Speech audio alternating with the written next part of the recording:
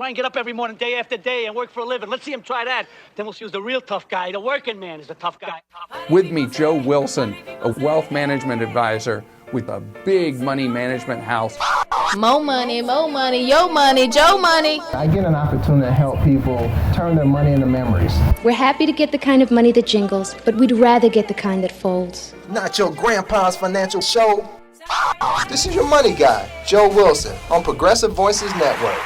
What's going on, my money mavens and moolah misfits? It's me, your money guy, Joe Wilson of the Joe Knows Money Show, reporting live on Progressive Voices Network, delivering you 4 minutes of money news you can use. Trending this week in money news: being a parent is expensive. How expensive, you might ask? Well, according to the U.S. Department of Agriculture, in its most recent data from 2013, it will cost $245,000 to raise someone born in 2013 to age 18, when taking into account housing, food, transportation, clothing, education, childcare, health, and other costs.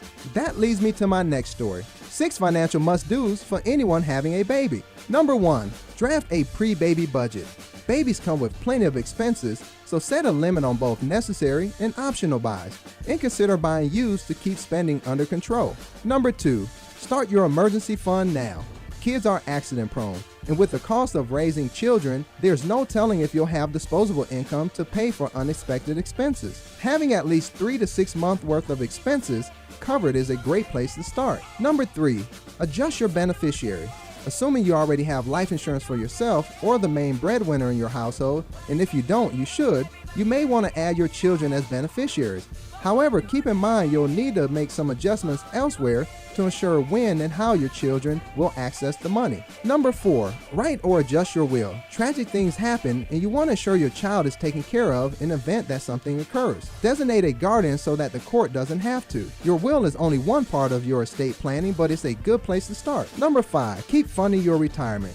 When a child arrives, it's easy to forget your personal goals and long-term plans in light of this huge responsibility. Stay on top of your retirement plans so your child doesn't have to support you in your old age. Number 6, save for his or her education. College is costly, but you can make it more manageable by starting to save early. Adding a new member to your family comes with a lengthy list of responsibilities, so don't try to do them all at once.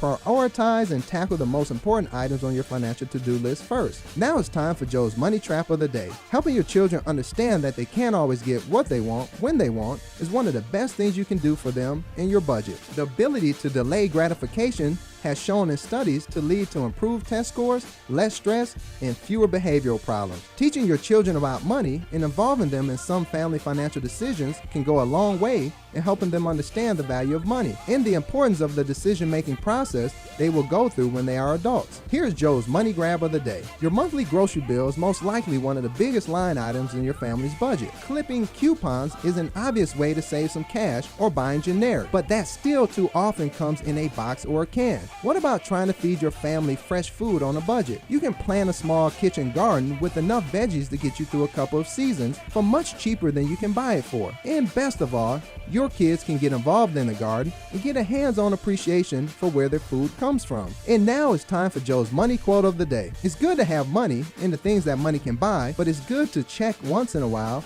to make sure that you haven't lost the things that money can't buy. That is a quote by George Lorimer. You are listening to the Joe Knows Money Show on Progressive Voices Network. Follow us on Facebook at facebook.com/Joe Knows Money and on Twitter at Joe Knows Money.